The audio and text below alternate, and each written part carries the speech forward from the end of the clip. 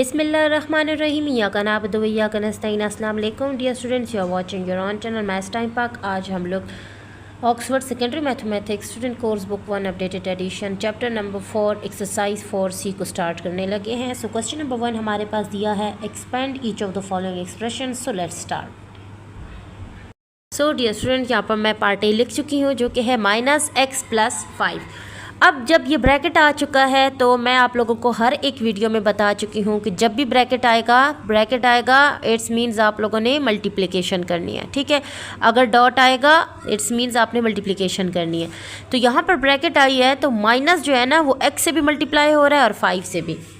तो अब यहाँ पर ये x जो है ना माइनस जो है वो x से मल्टीप्लाई हो जाएगा। अगर यहाँ कुछ नहीं है मींस इसके साथ भी प्लस है, तो दो डिफरेंट साइंस हमारे पास आ जाएंगे। तो हमने लिखना है -x, ठीक है, क्योंकि जब माइनस बाहर मल्टीप्लाई हो रहा होता है ना, बाहर होता है, तो अंदर जो ब्रैकेट के अंदर जो साइंस होते हैं वो चेंज हो जाते हैं। तो इसके साथ कुछ नहीं है, प्लस था, ये भी -x हो गया है और ये भी प्लस है, ठीक है। दो डिफरेंट साइंस हैं तो साइन चेंज हो जाएगा, माइनस हो जाएगा। या आप ऐसे भी कर सकते हैं कि बाहर माइनस है तो अंदर वाले साइन चेंज हो जाएंगे, तो ये -5 हो जाएगा, ठीक है dear students. Now part B की तरफ चलते हैं। Now dear student, B part हमारे पास है -4 - x। अब अगेन ये माइनस जो है ना यहाँ पर 4 से भी मल्टीप्लाई हो रहा है और x से भी मल्टीप्लाई हो रहा है, ठीक है। तो 4 के साथ कुछ नहीं है मीन्स यहाँ पर प्लस है, तो दो डिफरेंट साइंस हो जाएंगे, माइनस प्लस, ठीक है। तो दो डिफरेंट साइंस हमारे पास माइनस आ जाएगा, ठीक है, क्योंकि different signs gives subtraction and same signs gives addition. अब यहाँ पर माइनस माइनस दो सेम साइंस हो चुके हैं, ठीक है। इसके साथ अच्छा 4 भी लगा देंगे, दो सेम साइंस हैं तो ये प्लस हो जाएगा और x लिख देंगे, ठीक है।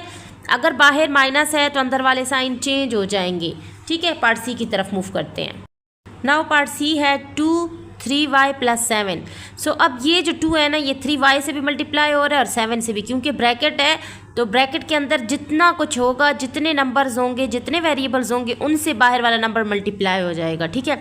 सो ये 2 जो है ना 3y से भी मल्टीप्लाई हो रहा है और यही 2 जो है ना 7 से भी मल्टीप्लाई हो रहा है, ठीक है डियर स्टूडेंट।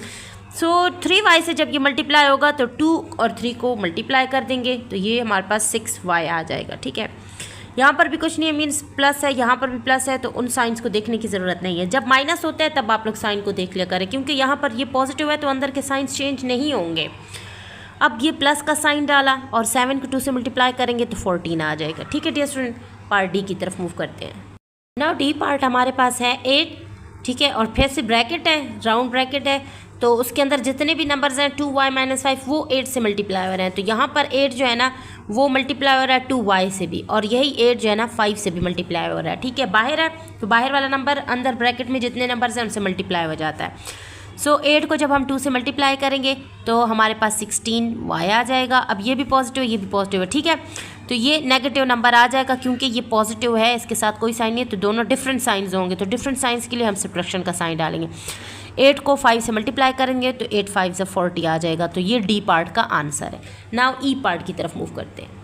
पार्ट ई हमारे पास है 8 और किससे मल्टीप्लाई हो रहा है 3a - 4b से, ठीक है। सो यहाँ 8 3a से भी मल्टीप्लाई हो रहा है और 4b से भी मल्टीप्लाई हो रहा है। सो 8 को जब हम लोग 3a के साथ मल्टीप्लाई करेंगे, ठीक है, तो 8 3 ज़ा 24 हो जाएगा और साथ में ये a आ जाएगा, ठीक है। अब ये माइनस का साइन डालेंगे क्योंकि बाहर पॉजिटिव है तो अंदर वाले साइन चेंज नहीं होते हैं, ठीक है। अब 8 को 4 से मल्टीप्लाई कर देंगे तो 8 4 ज़ा 32 हो जाएगा और ये b आ जाएगा साथ में। सो ई पार्ट का आंसर है 24a - 32b। नेक्स्ट पार्ट की तरफ मूव करते हैं। सो पार्ट एफ हमारे पास है -3 और ब्रैकेट में हमारे पास c + 6, ठीक है। सो यहाँ पर -3 पूरा का पूरा c से भी मल्टीप्लाई हो रहा है और -3 पूरा का पूरा 6 से भी मल्टीप्लाई हो रहा है। सो -3 जो है ना वो जब c से मल्टीप्लाई होगा तो ये माइनस है और यहाँ कुछ नहीं है तो ये पॉजिटिव है, तो दो डिफरेंट साइंस होंगे तो यहाँ पर हमारे पास माइनस आ जाएगा। अब 3 को c से मल्टीप्लाई करेंगे तो 3c आ जाएगा, क्योंकि वेरिएबल बाद में लिखा जाता है और नंबर पहले लिखा जाता है अलजेब्रा में। अब प्लस है यहाँ पर, ये माइनस है, दो डिफरेंट साइंस है तो आ जाएगा माइनस, और 6 हमारा 3 से मल्टीप्लाई हो जाएगा, ठीक है। जब 6 3 से मल्टीप्लाई होगा तो हमारे पास 18 आ जाएगा, तो हमारा आंसर होगा -3c - 18, ठीक है डियर स्टूडेंट। नेक्स्ट पार्ट की तरफ मूव करते हैं। सो जी पार्ट हमारे पास है -4 d -6। अब यहाँ पर ये पूरा जो -4 है ये d से भी मल्टीप्लाई हो रहा है और 6 से भी, ठीक है। जिस तरह यहाँ पर पूरा -3 c से भी मल्टीप्लाई हुआ और 6 से भी, इसी तरह पूरा -4 d से पहले मल्टीप्लाई करेंगे तो ये माइनस है, यहाँ पर कुछ नहीं है, प्लस है तो दो डिफरेंट साइंस होंगे तो माइनस आ जाएगा। 4d से मल्टीप्लाई होकर 4d हो जाएगा। अब ये माइनस है और ये माइनस है, दोनों सेम साइंस हैं तो ये प्लस हो जाएगा। और 6 को हम लोग 4 से मल्टीप्लाई कर लेंगे तो 24 आ जाएगा। तो हमारा आंसर है -4d + 24। नेक्स्ट पार्ट की तरफ मूव करते हैं। नाउ एच पार्ट है 2a और x - y। अब यहाँ पर पूरा का पूरा 2a x से भी मल्टीप्लाई हो रहा है और y से भी मल्टीप्लाई हो रहा है। तो इसके आगे ही मैं नेक्स्ट इसका स्टेप कर देती हूँ। 2a जब x से मल्टीप्लाई होगा तो 2ax आ जाएगा, ठीक है। ये भी पॉजिटिव दिया है, ये भी पॉजिटिव, तो हमने साइंस को नहीं छेड़ना। ये भी पॉजिटिव है, ये माइनस है तो दोनों डिफरेंट साइंस हो जाएंगे, माइनस आ जाएगा। अगर कुछ भी नहीं है, कोई साइन नहीं है, तो ये माइनस बरकरार ही रहेगा। अब 2a जो है ना वो y से मल्टीप्लाई होगा, 2ay हमारे पास आ जाएगा। सो 2ax - 2ay हमारा h पार्ट का आंसर है, बहुत ईजीली। नेक्स्ट क्वेश्चन की तरफ मूव करते हैं। तो डियर स्टूडेंट, क्वेश्चन नंबर 2 है expand and simplify each of the following expressions. So let's start. Now dear student, question number 2 हमारे पास ए पार्ट है 5a + 2b - 3b। तो यहाँ पर जो राउंड ब्रैकेट है सबसे पहले उसको ओपन करेंगे। 5 जो है वो a से भी मल्टीप्लाई हो रहा है और 2b से भी मल्टीप्लाई हो रहा है। सो 5 को जब हम a से मल्टीप्लाई करेंगे तो ये 5a हो जाएगा। नंबर पहले लिखा जाता है, वेरिएबल बाद में लिखा जाता है। अब ये हमारे पास प्लस आ जाएगा। 5 को 2 से मल्टीप्लाई करेंगे 10 हो जाएगा और साथ में ये b आ जाएगा और -3b आ जाएगा। अब ये दो वेरिएबल सेम है, ठीक है। a को तो उसी तरह ही लिख देंगे क्योंकि a का कोई दूसरा फ्रेंड ही नहीं है।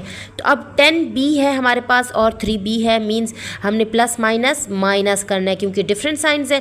तो 10 में से 3 चला जाएगा, हमारे पास 7b आ जाएगा। अब साइन बड़े का लगाना है तो 10 ग्रेटर है, उसके साथ प्लस है तो यहाँ पर भी प्लस आ जाएगा, ठीक है dear student. So 5a + 7b is our answer.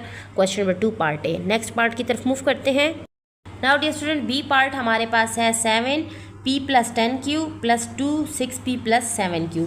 अब यहाँ पर ये 7 जो है ना वो p से भी मल्टीप्लाई हो रहा है और 10q से भी, और फिर प्लस है, और ये 2 जो है वो 6p से भी मल्टीप्लाई हो रहा है और 7q से भी मल्टीप्लाई हो रहा है। सो इनको मल्टीप्लाई करते हैं। 7p हमारे पास आ जाएगा, प्लस का साइन आ जाएगा। 10 को 7 से मल्टीप्लाई करेंगे 70 और साथ में ये q आ जाएगा। अब ये प्लस डालेंगे। अब 6 को 2 से मल्टीप्लाई करेंगे 12 और साथ में ये p आ जाएगा, और प्लस 7 को 2 से मल्टीप्लाई करेंगे तो 14q आ जाएगा हमारे पास। अब जो सेम वेरिएबल्स हैं उनको साथ में लिख देते हैं, जैसे कि ये p और ये p और q को साथ में। सो 7p + 12p हो जाएगा प्लस 70q + 14q आ जाएगा। सारे प्लस प्लस हैं तो ऐड कर लेंगे। 12 में 7 को जब हम लोग ऐड कर लेंगे तो हमारे पास 19p आ जाएगा, प्लस 70 में 14 को ऐड कर देंगे तो 84q आ जाएगा हमारे पास। पार्ट बी का आंसर बहुत ईजीली। सी पार्ट की तरफ मूव करते हैं। नाउ सी पार्ट है a + 3b - 5a - 4b। अब यहाँ देखा जाए डियर स्टूडेंट तो यहाँ पर ये सारा इससे मल्टीप्लाई नहीं हो रहा है, बल्कि सिर्फ ये जो हमारे पास माइनस है ना ये सारी एक्सप्रेशन से मल्टीप्लाई हो रहा है। ये जो राउंड ब्रैकेट के अंदर हमें 5a - 4b दिया गया है उसके साथ माइनस मल्टीप्लाई हो रहा है। सो a + 3b उसी तरह लिख देंगे। अब ये -5a के साथ मल्टीप्लाई होकर यहाँ पर कुछ नहीं है तो प्लस है, दो डिफरेंट साइंस है तो माइनस, और ये 5a आ जाएगा, ठीक है। अब ये माइनस है, ये माइनस है, दोनों सेम साइंस हैं तो ये प्लस हो जाएगा और ये 4b हो जाएगा, ठीक है डियर स्टूडेंट। अब ये हमारे पास इक्वेशन आ चुकी है तो जो सेम वेरिएबल्स हैं उनको साथ में लिख देंगे। a - 5a और 3b और प्लस 4b को साथ में लिख देंगे, प्लस 3b + 4b। अब इनको सॉल्व कर लेते हैं। सो a मीन्स यहाँ पर कुछ नहीं है तो मतलब यहाँ पर 1 है, तो हमने क्या करना है 5 में से 1 को माइनस करना है, ठीक है, सब्ट्रैक्शन करनी है। तो हमारे पास आ जाएगा 4a। साइन हमने ग्रेटर का लगाना है तो a जो है ना वो 1 है और 5 बड़ा है तो 5 के साथ माइनस है तो यहाँ पर भी -4a आ जाएगा। अब ये प्लस है तो प्लस आ जाएगा, 4 में 3 को ऐड कर देंगे तो हमारे पास 7 आ जाएगा। तो ये 7b हम लिख देंगे, -4a + 7b सी पार्ट का आंसर है। डी पार्ट की तरफ मूव करते हैं। So dear student, D part हमारे पास है x + 3 2x - 3y + z + 7z। अब यहाँ पर ये जो पूरी एक्सप्रेशन है ना इसको देखें सारे, इसको पहले सॉर्ट आउट करेंगे, राउंड ब्रैकेट को ओपन करेंगे तो 3 जो है ना वो इन सब के साथ मल्टीप्लाई हो रहा है, ठीक है। तो सबसे पहले इसी को सॉल्व कर लेते हैं। x प्लस 3 2 से मल्टीप्लाई होके 6x हो जाएगा। अब ये पॉजिटिव है, ये नेगेटिव है, ठीक है। जब पॉजिटिव हो ना बाहर प्लस हो, अंदर वाले साइन चेंज नहीं होते तो ये माइनस ही होगा। और तो 3 हमारे पास 9y हो जाएगा और ये प्लस आ जाएगा और ये 3z आ जाएगा और ये प्लस 7z जो बाहर है। अब ये सारे हम लोगों ने ओपन कर लिए, लिख चुके हैं। तो हमने सेम वेरिएबल्स वालों को साथ में लिख देना है, जैसे कि x को साथ में लिख देंगे, z को साथ में लिख देंगे। ये सॉर्ट आउट इधर ही कर देते हैं, ठीक है। 6 में 1 ऐड हो जाएगा, 7x आ जाएगा हमारे पास, ठीक है, माइनस 9y क्योंकि y का हमारे पास दूसरा वेरिएबल नहीं है और ये दोनों ही पॉजिटिव हैं तो यहाँ पर प्लस लगा देंगे। 7 में 3 को ऐड कर देंगे तो हमारे पास 10 आ जाएगा और साथ में ये z। डी पार्ट बहुत ईजीली कंप्लीट हो जाता है, ठीक है dear student. Now question number 3 की तरफ मूव करते हैं। So dear student question number 3 है Khairul is x years old, ठीक है। खैरल्स की एज उन्होंने x ईयर्स दी गई है। Khairul's uncle is 4 times as old as Khairul's will be in 5 years. Khairul की अंकल की एज जो है ना वो खैरल की जो 5 साल बाद एज होगी ना उसके 4 टाइम्स है, ठीक है। सो इसके लिए हमने खैरल की 5 साल बाद की एज को देखना पड़ेगा, उससे हमें पता चलेगा कि उसका अंकल उससे 4 टाइम्स जो है ना उस एज से ज़्यादा है, बड़ा है। So find the present age of Khairul's uncle. So let's start. So dear student यहाँ पर हमें जो खैरल की एज दी गई है, सबसे पहले हम उस डाटा को कलेक्ट करेंगे और उसको लिखेंगे। So Khairul's age is equal to x, ठीक है, जो कि उन्होंने बताया हुआ है, ठीक है। अब अंकल की एज उन्होंने बताया है कि खैरल की जो 5 साल बाद एज होगी ना उसके 4 टाइम्स है। तो खैरल की 5 साल बाद की एज देख लेते हैं कितनी होगी। सो हम यहाँ पर लिखेंगे Khairul's age in 5 years. So 5 years इसमें जो है ना हमने अभी की जो एज है उसमें 5 ईयर्स ऐड कर देंगे तो अभी x एज है उसमें 5 ईयर्स ऐड होके x प्लस 5 हो जाएगा, ठीक है। सो 5 साल बाद जो खैरल की एज होगी वो होगी x प्लस 5, ठीक है। सो अंकल की प्रेजेंट एज देख लेते हैं। तो अंकल्स प्रेजेंट एज, ठीक है। सो खैरल की अभी की एज है x प्लस 5, ठीक है। और अंकल जो है ना उससे 4 टाइम्स बड़ा है, उस एज से 4 टाइम्स। टाइम्स का मतलब होता है डियर स्टूडेंट, टाइम्स का मतलब होता है मल्टीप्लाई, ठीक है। 4 टाइम्स, ठीक है। सो 4 टाइम्स हम लोगों ने 4 को उस एज से मल्टीप्लाई कर देना है। तो 4 को जब इससे मल्टीप्लाई करेंगे तो 4x हो जाएगा, प्लस 4 को 5 से मल्टीप्लाई करेंगे 4 5 20 हो जाएगा। सो 4x प्लस 20 जो है ना उसके अंकल की प्रेजेंट एज है। बहुत ईजिली आंसर आ चुका है। क्वेश्चन नंबर 4 की तरफ मूव करते हैं। तो डियर स्टूडेंट क्वेश्चन नंबर 4 है a pear cost x cent, ठीक है। एक पेयर जो है ना वो x सेंट्स का है। An orange cost y cents less than a pear, ठीक है। जो हमारे पास ऑरेंज है ना वो y सेंट्स पेयर से लेस है, मींस पेयर की x सेंट में से y माइनस कम कर देना है, ठीक है, क्योंकि वो उससे लेस है। Find the cost of 4 pairs, 4 pairs की cost and half a dozen of oranges. दोनों की कॉस्ट कितनी होगी, ठीक है, 4 पेयर्स की और आधा दर्जन ऑरेंजेस की। सो लेट्स स्टार्ट। तो डियर स्टूडेंट यहाँ पर जो डाटा उन्होंने हमें दिया गया है, उन्होंने हमें एक पेयर की प्राइस दी गई है। तो हम लोगों ने लिखना है कॉस्ट ऑफ पेयर, ठीक है। कॉस्ट कितनी है हमारे पास, x सेंट दी गई है, ठीक है, x सेंट। और ऑरेंज की प्राइस क्या दी गई है, कॉस्ट ऑफ एन ऑरेंज, ठीक है। तो वो हमारे पास दी गई है कि y सेंट में से ऑरेंजेस की जो प्राइस है ना उसमें से माइनस करेंगे।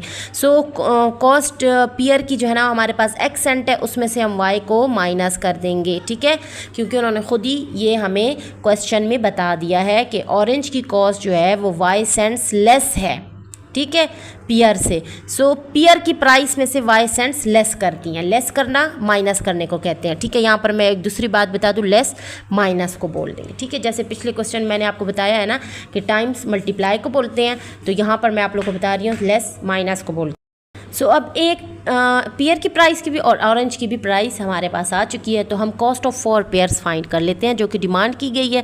सो कॉस्ट ऑफ 4 पेयर्स हम लोग फाइंड करेंगे। तो 4 जो है ना वो x से मल्टीप्लाई हो जाएगा तो 4x हो जाएगा, ठीक है, क्योंकि एक पेयर जब x का है तो 4 पेयर जो है ना वो 4x के होंगे, ठीक है, क्योंकि 4 जो है ना वो x से मल्टीप्लाई हो जाएगा तो 4x आ जाएगा। अब हम लोग फाइंड करते हैं हाफ डजन ऑरेंजेस की कॉस्ट। तो हम लिखेंगे cost of half dozen oranges. ठीक है, यहाँ पर स्पेस नहीं है तो मैं नीचे लिख देती हूँ। ठीक है, अब हमारे पास एक डज़न जो था, सॉरी एक orange x minus Y cents का था। तो हाफ डज़न में कितने ऑरेंजेस होते हैं आपको पता है? एक डज़न जो है ना 1 किलो को बोलते हैं। ठीक है, सॉरी 1 दर्जन को बोलते हैं। सो 1 दर्जन में हमारे पास 12 चीज़ें होती हैं, तो ये हाफ है तो ये 6 होगा। ठीक है, तो यहाँ पर हम लोग 6 लिख देंगे और उसको इसके साथ मल्टीप्लाई कर देंगे x माइनस वाई सेंट्स के साथ। ठीक है, यहाँ पर समझ आ गई है कि एक ऑरेंज जब x माइनस वाई सेंट्स का है तो हाफ डज़न तो 6 होते हैं, तो 6 ऑरेंजेस जो है ना इसी प्राइस के साथ मल्टीप्लाई हो जाएगा, तो ये आ जाएगा। अब इसको जब हम ओपन करेंगे तो ये हो जाएगा 6x माइनस 6y, और ये जो है ना ब्रैकेट में करके सेंट्स लिख देंगे ताकि पता चले ये पूरा जो है ना सेंट्स है। ठीक है डियर स्टूडेंट, अब यहाँ पर देखिए हम लोगों ने टोटल कॉस्ट फाइंड करनी है। क्वेश्चन में दिया गया है कि इन दोनों की आपने टोटल कॉस्ट देखनी है। ठीक है, सो हम लिखेंगे टोटल कॉस्ट, ठीक है, इज इक्वल टू पेयर्स की थी हमारे पास 4x, ठीक है, 4 पेयर्स की प्राइस, और हाफ अ डज़न ऑरेंजेस की हमारे पास आ चुकी है, ऐड करेंगे ना टोटल के लिए तो प्लस डाल के 6x माइनस 6y। ठीक है, और ये सारा ब्रैकेट में सेंट्स लिख देंगे क्योंकि ये सारे सेंट्स हैं, ये भी सेंट्स हैं और ये भी हमारे पास सेंट्स हैं। ठीक है, पैसे हैं। सो अब ये x और x साथ में ऐड हो जाएगा। 6 में हम लोग 4 को ऐड कर देंगे तो 10x आ जाएगा हमारे पास, माइनस 6y आ जाएगा। ठीक है, और ये सेंट्स हो जाएगा। सो यहाँ पर हमारा क्वेश्चन कंप्लीट हो जाता है और आंसर बहुत इजीली आ चुका है कि दोनों चीज़ों की कॉस्ट जो है ना उस टोटल हमारे पास 10x माइनस 6y सेंट्स आ जाएगी। क्वेश्चन नंबर 5 की तरफ मूव करते हैं। So dear student, question number 5 है Devi bought 7 skirts at x each. ठीक है, 7 स्कर्ट्स $x की एक ली है। ठीक है, तो एक जग $x की आ चुकी है तो 7 स्कर्ट 7x की होंगी ना। n स्कर्ट जो है ना वो $12 की हैं, एक जो है ना एक $12 की है। ठीक है, n स्कर्ट्स तादाद नहीं बताई। 2n+1 स्कर्ट्स जो है ना $15 की एक, और 4 स्कर्ट्स उसने ख़रीदी हैं और उनमें से एक जो है ना वो $3x की ख़रीदी है। Find the total cost of the skirts she bought. So ये सारी जितनी स्कर्ट्स उसने ख़रीदी हैं उसकी टोटल कॉस्ट बतानी है। So let's start. So dear student, इस क्वेश्चन में सबसे पहले जो कॉस्ट दी है वो है कॉस्ट ऑफ 7 स्कर्ट्स। ठीक हो गया, वो दी है उन्होंने हमें एक जो स्कर्ट है ना वो उन्होंने दी है $x की। ठीक है, तो 7 स्कर्ट $7x की हो जाएंगी। ठीक है, और फिर उन्होंने दी हुई है कॉस्ट ऑफ n स्कर्ट्स। ठीक है, सो जो n स्कर्ट्स उसने लिए हैं वो उसने $n की ली हैं, लेकिन जो एक उन n स्कर्ट्स में से जो एक थी वो $12 की थी। ठीक है, तो ये $12 n से मल्टीप्लाई हो जाएगा क्योंकि n स्कर्ट्स ख़रीदी हैं। एक स्कर्ट की प्राइस $12 है तो n स्कर्ट्स की प्राइस जो है ना n 12 के साथ मल्टीप्लाई हो जाएगा। ठीक है, अब मैं आप लोगों को ये बात बता देती हूँ, आप लोग को मुझे पता है यहाँ पर समझ नहीं आ रही होगी कि 7x 12 ये कैसे आ रहा है। ऐसे आ रहा है, मिसाल के तौर पे अगर हम लोग कह देते हैं कि 7 स्कर्ट्स जो है रफ़र कर लेते हैं यहाँ पर। ठीक है, थोड़ा सा 7, चले एक एग्जांपल के ज़रिए मैंने आपको समझा देती हूँ। अगर मिसाल के तौर पे आपने जो है ना एक स्कर्ट जो है ना एक स्कर्ट वो आपने ली है 1000 में। ठीक है, 1000 में अगर आपने एक स्कर्ट ली है ना तो अगर आपने 7 स्कर्ट्स ली हैं इसी प्राइस में तो वो कितनी हो जाएंगी, तो 7000 से मल्टीप्लाई हो जाएगा ना, तो ये 7000 आ जाएगा। ठीक है, तो मतलब एक स्कर्ट अगर 1000 की है तो 7 स्कर्टें 7000 की होंगी। सो इसी तरह जैसे यहाँ पर 7 को 1000 से मल्टीप्लाई कर दिया है तो यहाँ पर हमने 7 को उस प्राइस से मल्टीप्लाई कर दिया है। ठीक है, यहाँ पर क्लियर हुई बात। अब हम लोग नेक्स्ट पे चलते हैं, कॉस्ट ऑफ 2n+1 स्कर्ट्स। ठीक है, उसकी प्राइस उन्होंने दी हुई है $15 एक की, तो $15 इनके साथ मल्टीप्लाई हो जाएगा। समझ आ गई? ठीक है, अब फिर उन्होंने दी हुई है कॉस्ट ऑफ 4 स्कर्ट्स, वो दी हुई उन्होंने $।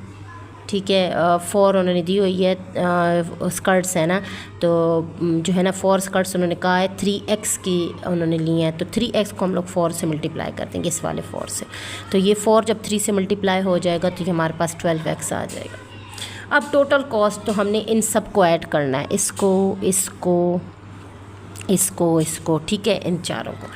आप समझ लें ये एक ब्रांड से 7 स्कर्टें ली हैं, ये अगली ब्रांड से n स्कर्ट से ली हैं, फिर दूसरी जो है ना ब्रांड से उसने 2n+1 शर्ट्स ख़रीदी हैं, फिर चौथे ब्रांड से उसने 4 स्कर्ट्स ख़रीद ली हैं। ठीक है, अब उन सबको हम लोग ऐड कर लेते हैं, तो ये हो जाएगा टोटल कॉस्ट।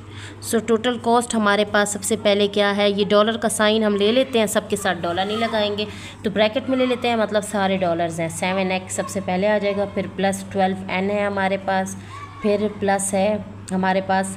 अच्छा, ये यहाँ पर इसको हमने ओपन नहीं किया है, ठीक है, इसको ओपन कर लेते हैं। 15 को जब हम 2 से मल्टीप्लाई करेंगे तो 30n हो जाएगा, और फिर प्लस, और फिर 15 1 15 हो जाएगा। तो यहाँ पर भी हम लोग 30n + 15 लिख लेंगे, क्योंकि इसको ओपन कर दिया। अगर आप लोग यहाँ पर ओपन करना चाहते हैं फिर भी ठीक है, यहाँ पर ओपन करें फिर भी ठीक है, और प्लस 12x लिख देंगे। ठीक है, अब हमने इन सब को ऐड कर देना है जो कि सेम वेरिएबल्स के साथ हैं, तो ये x है और ये x है, तो इसको हम साथ में लिख देंगे, 7x लिख देंगे प्लस 12x लिख देंगे। ठीक है, फिर n और n को साथ में, प्लस 12n प्लस 30n, ठीक है, प्लस 15 अकेला जो सिर्फ नंबर है। अब इनको हम लोग ऐड करेंगे, तो 12 में जब हम 7 को ऐड करेंगे तो 19x आ जाएगा, प्लस अब 12 और 30 को ऐड करेंगे तो 42n आ जाएगा, प्लस 15 आ जाएगा। तो हमारी जो टोटल कॉस्ट होगी वो हमारे पास आ चुकी है। ठीक है, dollars 19x plus 42n plus 15। ठीक है, क्वेश्चन नंबर 5 का बहुत ईजीली आंसर आ चुका है। जहाँ पर भी आप लोगों को किसी चीज़ की समझ नहीं आती आप लोग कमेंट्स में रब्ता कीजिए। तब तक के लिए keep watching, stay tuned and अल्लाह हाफिज़।